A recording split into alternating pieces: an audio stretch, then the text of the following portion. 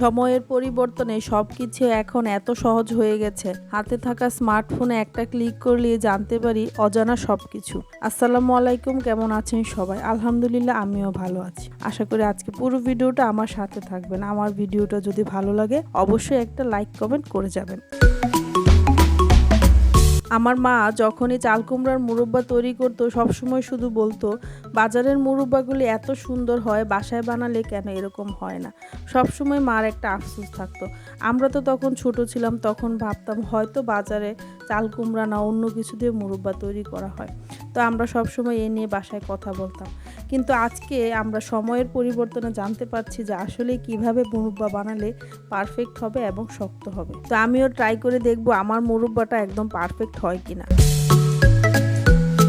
এই চাল কুমড়াটা কেচে রাখার পর আমি সারা রাতে চুনের পানিতে ভিজিয়ে রেখেছিলাম। চুনটা পরিমাণ মতো দিয়ে পানিতে গুলিয়ে ভিজিয়ে রেখেছি এবং পিসগুলো একদম বড় বড় করে রেখেছি।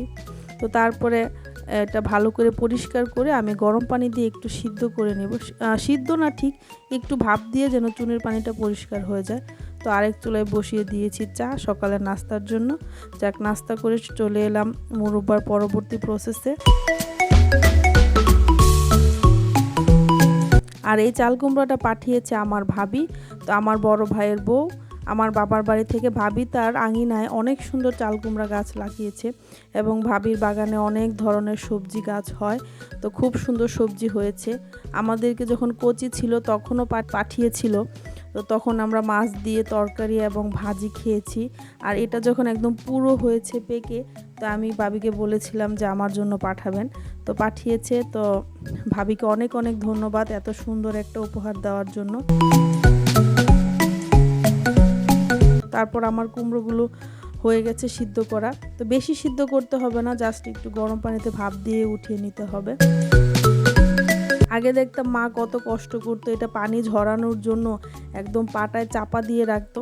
আসলে কিছুই করতে হয় না। এই যে আরেক চুলে আমি বসিয়ে দিয়েছিলাম চিনির শিরা। তো চিনির শিরাটা একদম জাল হয়ে গাঢ় গাঢ় হওয়ার পরে তারপরে হাতে একটু চিপে চিপে শুধু কুমড়াটা দিয়ে দিব। বাস, এখন শুধু আস্তে আস্তে জাল করার পালা। চুলার আঁচটা কমিয়ে দিতে হবে। তো এক্ষেত্রে আপনার খেয়াল রাখতে হবে যে চিনিটা যেন লাল চিনি না হয়। লাল চিনি হলে মুরব্বাটা লাল হয়ে যাবে। আর সাথে আমি দিয়েছিলাম একটু এলাচি, দারচিনি। তেজপাতা দিব না, কারণ তেজপাতার স্মেলটা ভালো আসে না মিষ্টিতে, তাই এলাচি দারচিনি দিয়েছি। চুলার আঁচটা খুব কমিয়ে আস্তে আস্তে আস্তে আস্তে করে এটা ভেজে নিতে হবে।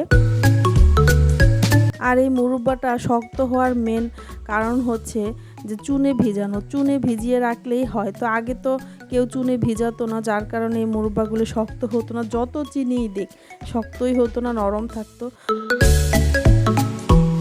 যে দেখেন আমার মুরব্বাগুলি হয়ে গেছে। আমি এখানে একটা একটা করে আলাদা আলাদা করে উঠিয়ে নেব, একসাথে থাকলে একদম জমাট বেঁধে যাবে।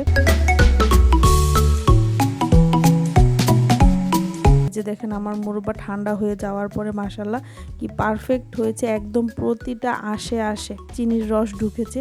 উপরে ছিল একদম মচমচে আর ভিতরে একদম জুসি জুসি। তো সবাই ভালো থাকবেন। আল্লাহ হাফেজ।